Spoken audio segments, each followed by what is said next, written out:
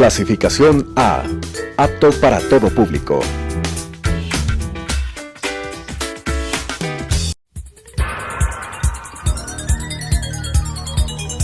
Las opiniones vertidas en este espacio por la producción y dirección del programa son de exclusiva responsabilidad de sus autores y de quienes intervienen en ellos.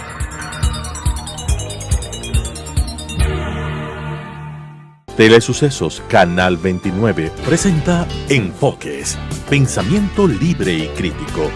Día a día buscaremos diferentes visiones para la comprensión de la realidad del tercer milenio. Enfoques, un espacio que une noticia, análisis y opinión. Bienvenidos. Gracias por estar con nosotros en una nueva entrega de Enfoques. El día de hoy tenemos como invitado al doctor Alfredo Carrasco. Él es especialista en temas ambientales, ha ocupado una serie de espacios tanto en las Islas Galápagos como a nivel nacional, y con él queremos conversar sobre la consulta popular, cuyas últimas preguntas, las 7 y la 8, tienen que ver de manera más directa con el mundo ambiental. La séptima incluso habla de si usted está de acuerdo con que se incorpore un subsistema de protección hídrica al Sistema Nacional de Áreas Protegidas, enmendando la Constitución de acuerdo con el anexo que consta en la consulta número 7. Alfredo, ¿cómo evaluar esto? ¿Cómo lograr que las personas entiendan este tipo de temáticas cuando en la consulta nos preguntan varias cosas y a veces uno no entiende mucho el tema de subsistemas hídricos, áreas protegidas? ¿Cómo lograr una real comprensión y cómo deberíamos los ecuatorianos cuidar nuestras áreas protegidas? Claudia, muchísimas gracias por esta invitación. Muy grato compartir contigo el día de hoy y con la audiencia que nos escucha. Tú haces una aproximación bien importante sobre cómo entender este proceso.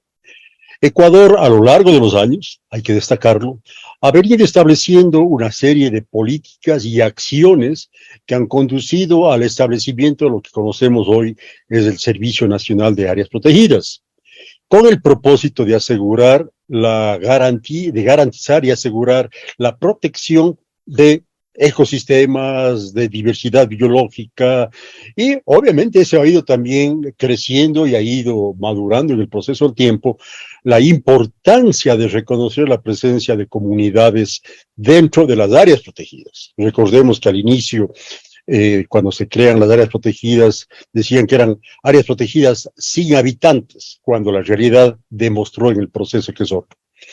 Con respecto ya al tema, nosotros tenemos que partir también en cómo ha evolucionado el tema constitucional en el Ecuador. Recordemos que en la Constitución del 2008, entre varios de sus aspectos, habla del agua y le pone una especial atención al agua y la importancia de asegurar y de garantizar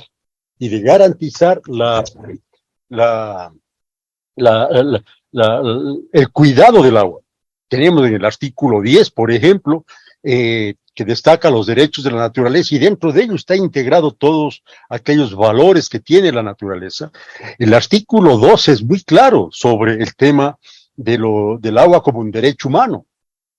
Y el artículo 14 también habla sobre el derecho a tener un ambiente sano, y ecológicamente equilibrado.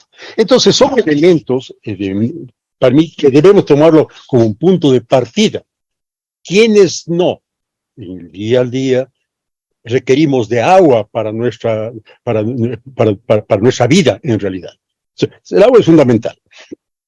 Ahora bien, eso partiendo desde una cuestión constitucional y un derecho legítimo que nos asiste a todos los ciudadanos, de tener el acceso necesario al agua. Perdón la interrupción, Alfredo, pero ¿cómo diferencio el acceso legítimo o todos los derechos de los ciudadanos versus los derechos de la naturaleza? ¿Cómo combinar, como está en la Constitución del 2008? Y a veces hay muchas confusiones al respecto. Yo creo que son muy compatibles entre esos derechos ciudadanos, porque es un derecho al agua, y los derechos a la naturaleza. Si la naturaleza no está protegida en sus derechos, no podemos exigirla a la naturaleza, que en el fondo tenemos que exigir nosotros como ciudadanos, de que pueda cumplirnos con todos los servicios ambientales que nosotros le exigimos día a día, y que tiene relación con la pregunta número 8 en realidad. Pero aquí el tema del agua, que es central, y de alguna forma yo interpreto, la necesidad de establecer el subsistema de áreas protegidas, de protección hídrica, como para tratar de consolidar esa visión que tiene el derecho al agua y ampliar el nivel de protección que se requiere a nivel nacional. Y aquí entra precisamente el tema.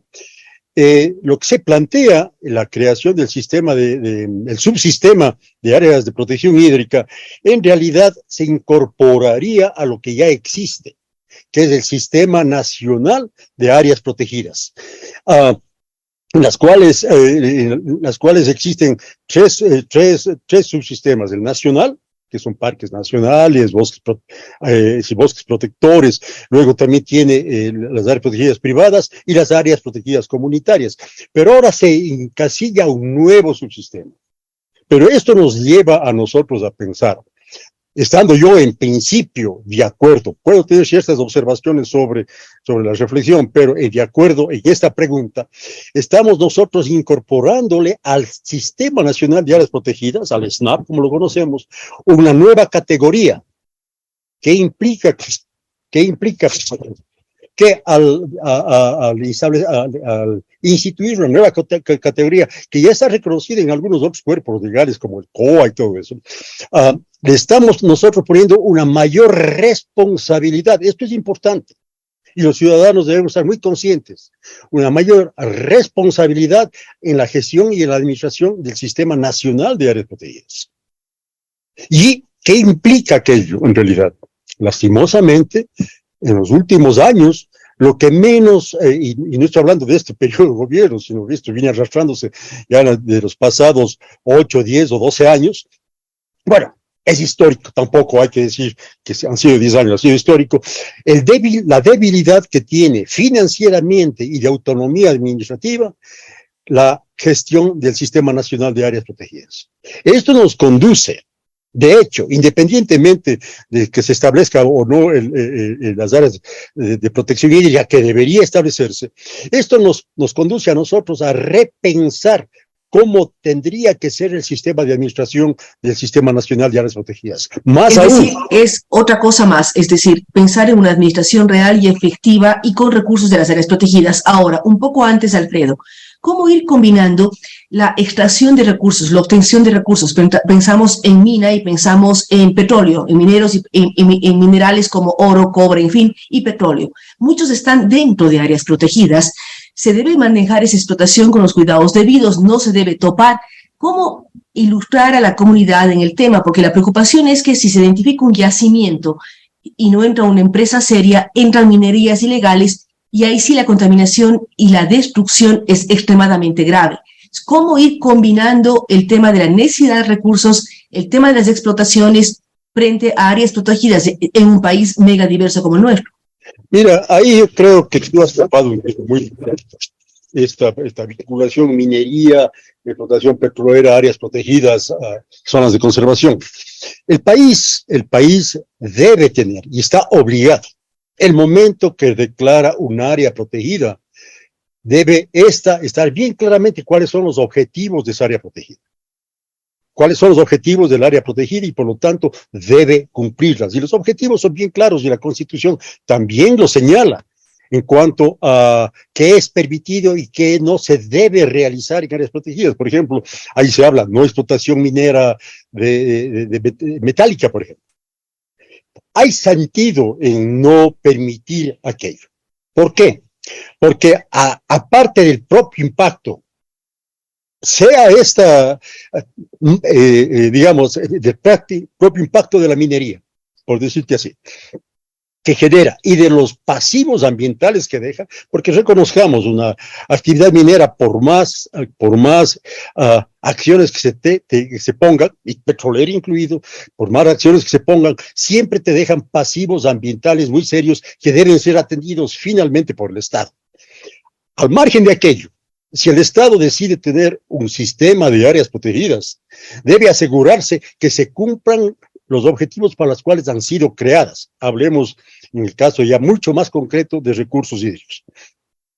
No veo yo que en una área de fuentes de agua se permita una actividad minera con los riesgos que ésta trae. Te puedo poner ejemplos. Uno quizá, hay muchos en realidad, pero uno que lo viví muy de cerca cuando yo trabajaba o cuando tenía alguna acción en el Perú, en la zona de Cajamarca, y ahí estaba una empresa minera en zonas de páramo. Sin embargo, la explotación llegó a tal magnitud que comenzó a contaminarse las aguas que están aguas abajo, cabe la redundancia, de esta minera, con los concebidos impactos a la sociedad, a la población que vivía aguas abajo de esto. Entonces, si nosotros queremos garantizar, como dice la Constitución, los derechos al agua, tenemos que asegurarnos que aquellos estén efectivamente garantizados y no poner actividades que en un momento dado puedan poner en riesgo. Un ejemplo muy concreto y que aquí se ha hecho con un esfuerzo muy grande. Hablemos de aquí del Parque Ahora, Parque Nacional Antisana. Allí había minería, ventajosamente no la hay. Sin embargo, había una actividad ganadera, una actividad ovina en esa zona. Y esto, sorpréndase, generaba problemas en el manejo de los humedales de este parque nacional, con los consiguientes efectos para quienes usaban el agua. Quito usa el agua del Parque Nacional Antisana, como lo usa también del Parque Nacional Cayambe-Coca. Si nosotros voy a poner un ejemplo extremo, ¿estaríamos dispuestos a aceptar que exista minería en el Parque Nacional Antisana, en las zonas de captación hídrica para el agua para Quito? La ciudadanía diría no. No importa incluso la cantidad potencial de recursos minerales que pudiese tener. Me parece que el Estado, y aquí te voy a poner un ejemplo muy concreto que lo viví de manera personal, el momento que tomamos una decisión de proteger un área, sabemos que estamos renunciando a cierto tipo de potenciales beneficios. Y te lo pongo muy concretamente. En el año 99 se declaró la zona intangible en el Yasuní. En mi calidad de subsecretario de Patrimonio de Capital Natural en ese tiempo, ahora Patrimonio Natural, me tocó ser parte o presidir la comisión que delimitó la zona intangible del Yasuní, que no se hizo en el 99, ahí se declaró. Nosotros hicimos ya la parte más de campo, digamos. Y dejamos dentro, porque así tenía que ser, dentro de la zona intangible, campos petroleros.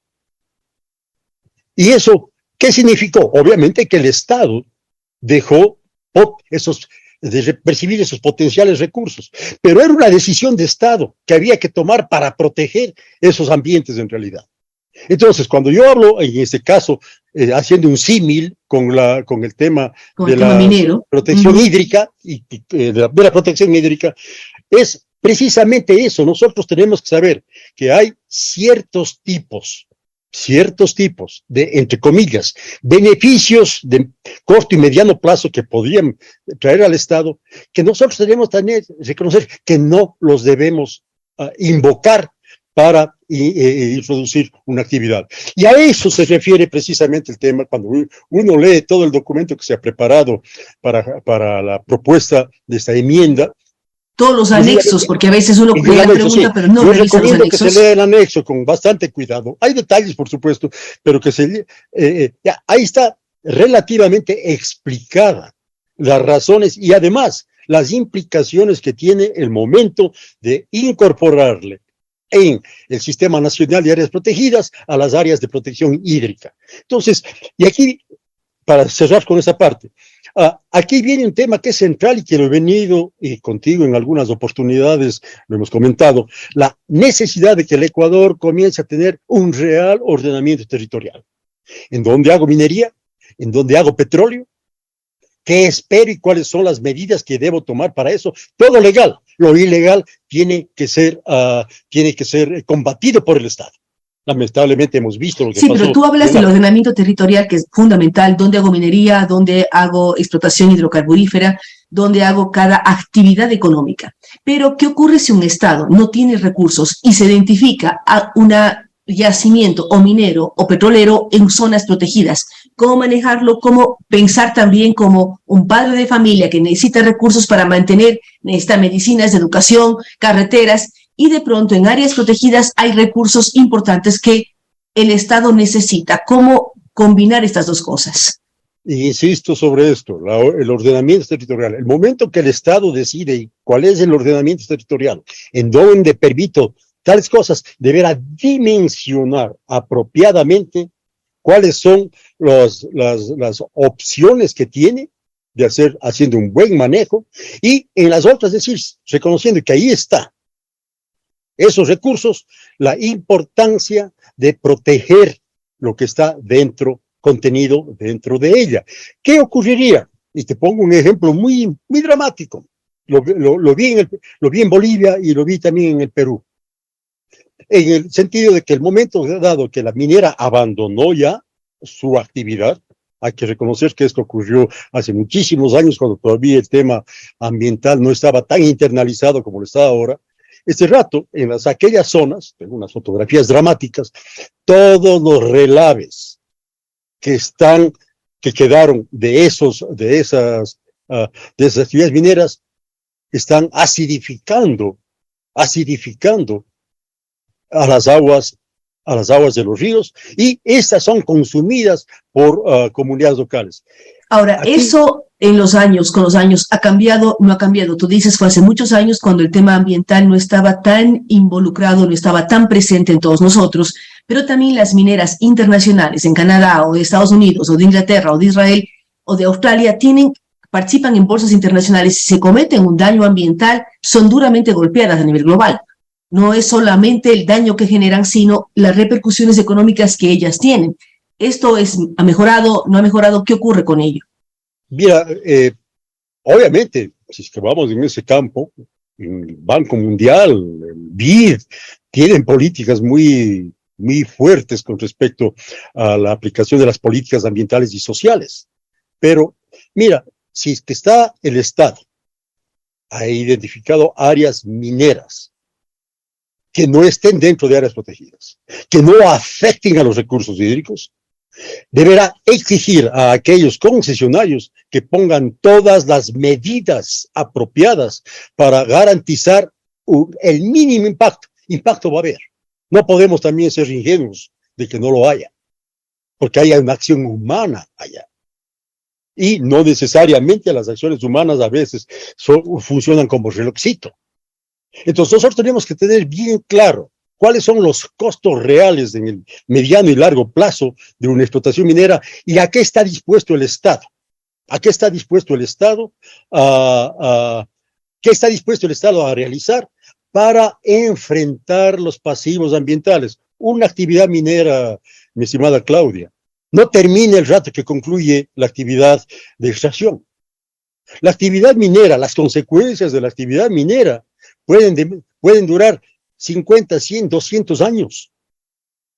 Entonces, uno tiene que hacer los cálculos financieros, si es que de eso se trata, de cómo voy yo a garantizar el mantenimiento de aquellos espacios que una vez que se concluyó la actividad minera, en especial en metálica. Esto hay que señalarlo, en especial la metálica, porque tras de ella viene una serie de componentes que acidifican el agua, que contaminan las aguas subterráneas, en fin, hay todo un tipo de procesos. La pregunta es, y yo lo he hecho a algunos de los colegas, y no he tenido la respuesta apropiada, y lo hice en un seminario que estuve en Loja hace algunos años ya, ¿cómo se va a financiar los pasivos ambientales una vez que concluya la actividad minera? Regresamos a la pregunta. La idea central que está acá es tratar de asegurar en todo lo que sea posible la protección de las fuentes hídricas, y regreso al ejemplo del Parque Nacional Antizana. Como es en el caso de Cuenca, si algo le reconozco yo a los cuencanos, es precisamente ese valor que le han sabido dar al Cajas. Sí, pero lamentablemente en esa zona que se fue defendida con consulta popular, este momento hay minería ilegal. Entonces cambiamos minería legal por ilegal y la situación es terriblemente grave. Ahí, Claudia, es una responsabilidad del Estado, una responsabilidad de las autoridades ambientales y de las autoridades mineras de parar ese tipo de actividad. O sea, no podemos nosotros decir porque lo uno no es que se renunció, se hizo una consulta y hay un pronunciamiento, como este rato está ocurriendo aquí en Pichincha.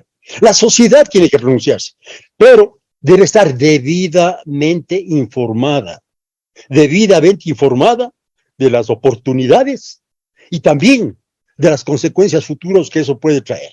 De tal manera que más allá de las emociones, todos podamos de manera reflexiva tomar una decisión. Y esto apunta, en mi criterio, la pregunta número 7. Es decir, hay que evaluar y medir muchísimo esa pregunta, Alfredo, y esperamos que exista esa reflexión y esa capacidad de revisar los anexos. Para cerrar, ¿qué mensaje quisieras darnos en torno al tema ambiental, pero también a la consulta en donde todos estamos pendientes del fallo de la Corte Constitucional al momento para ver qué preguntas quedan, cómo quedan y cuál debe ser la posición de los votantes, no pensando en el gobierno de turno, sino pensando en un futuro? A ver, tú lo planteas muy bien. No es una cuestión de un gobierno de turno.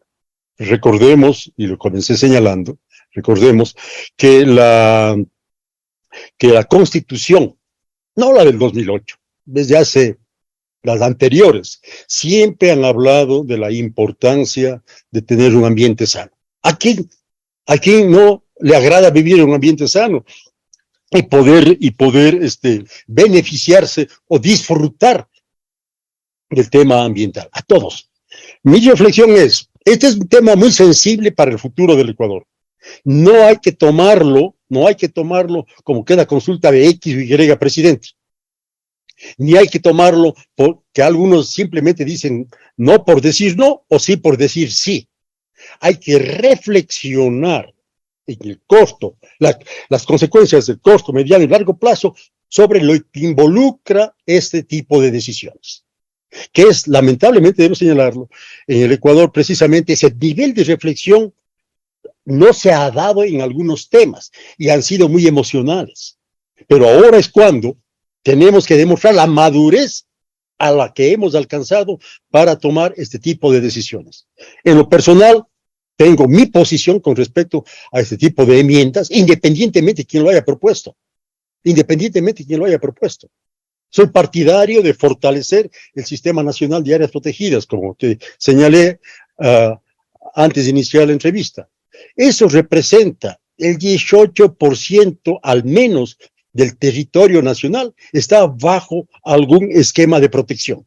Si no le damos los recursos necesarios al Estado, a que sea Estado, y cuando hablo del Estado puede ser del gobierno, a las entidades del gobierno, en este caso del Ministerio del Ambiente, a aquellos grupos privados que mantienen espacios protegidos,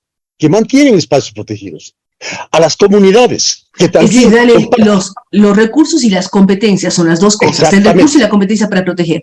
El tiempo pasó. Y el establecimiento de una estructura institucional que realmente conmigo. Por eso estamos impulsando, si me permite cerrar con esto, con la importancia de establecer el Servicio Nacional de Áreas Protegidas del Ecuador. Muchísimas gracias, Alfredo. Coincidimos plenamente con Alfredo Carrasco de la importancia de cuidar las áreas protegidas, de dar competencias, de dar recursos para que esto se convierta en algo importantísimo para el país y que además lo sintamos cada ecuatoriano como parte nuestra. Es decir, protejamos todas las áreas protegidas, disfrutemos de las áreas protegidas y se conviertan en un nuevo recurso turístico, indudablemente, para avistamiento de pájaros como el que tiene este momento Alfredo en su espalda, este fantástico colibrí. Ecuador es un país mega diverso, que debe ser utilizado, que debe ser cuidado, pero al mismo tiempo generar recursos diferentes para las comunidades en base a las visitas de estas áreas con los cuidados debidos. Mucha atención con la consulta, coincidimos también con Alfredo. Al margen del gobierno que la proponga, uno tiene que pensar en el futuro del país, repensar, evaluar cada pregunta y decidir en base a esa información, no al tema político coyuntural. Nuevamente, gracias, Alfredo Carrasco. Recordamos que es un ambientalista, ha trabajado en diferentes partes, no solamente el Ecuador, sino en el mundo, es un experto en el área. Gracias por haber participado con nosotros en este espacio. Nos vemos en una semana más. Las opiniones vertidas en este espacio por la producción y dirección del programa son de exclusiva responsabilidad de sus autores y de quienes intervienen en ellos.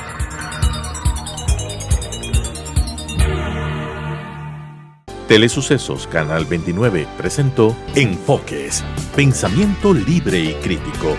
Día a día buscaremos diferentes visiones para la comprensión de la realidad del tercer milenio. Enfoques, un espacio que une noticia, análisis y opinión.